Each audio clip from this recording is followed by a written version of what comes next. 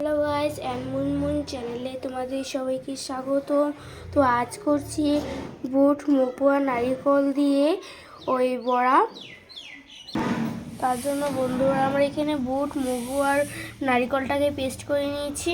আর এখানে দিয়ে দিব পরিমাণ মতো নুন, আর দিয়ে দিব কালারের জন্য হলুদ গুঁড়ো, আর দিয়ে দিচ্ছি ঝালের জন্য শুকনো লঙ্কার গুঁড়ো।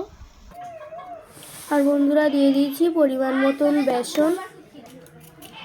মতন বেসনটা দেওয়ার পরে ভালো মতন ওটাকে নাড়িয়ে ছাড়িয়ে মিক্স করে নিব। তারপর বন্ধুরা যখন ওটা মিক্স হয়ে যাবে আমরা এখানে একটা গাজর কুড়িয়ে ভালো মতন পেস্ট করে ওটাকে এখানে দিয়ে দিব। তারপরে এটাকে গাজরটাকে কুড়িয়ে নিব।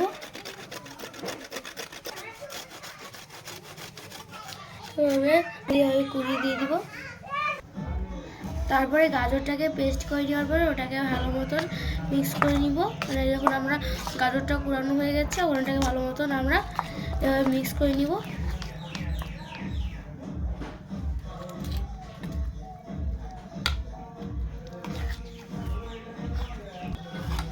তো ওইভাবে ভালো মতন মিক্স করে নেওয়ার পরে ওটাকে আমরা ওখানে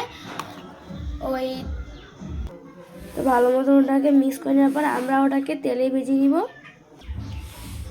তো পেস্টটাকে ভারী করে নিতে হবে, যদি জল না থাকে এটার মধ্যে।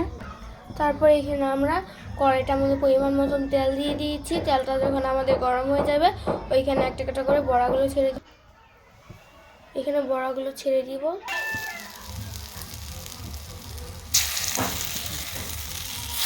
তো আমরা একটা করে সবগুলো ছোটো ছোটো করে বড়াগুলোকে ছেড়ে দিব।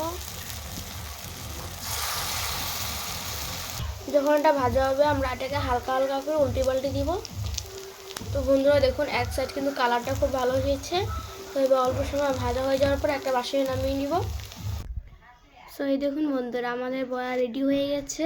আর তোমরা কিন্তু এটা অবশ্যই ঘরে ট্রাই করে দেখো। আর ভিডিওটা ভালো লাগে লাইক সাবস্ক্রাইব করতে ভুলবে না। তোমরা কিন্তু এটা চায়ের সাথে খেতে পারো, খুব ভালো লাগবে খেতে একদম।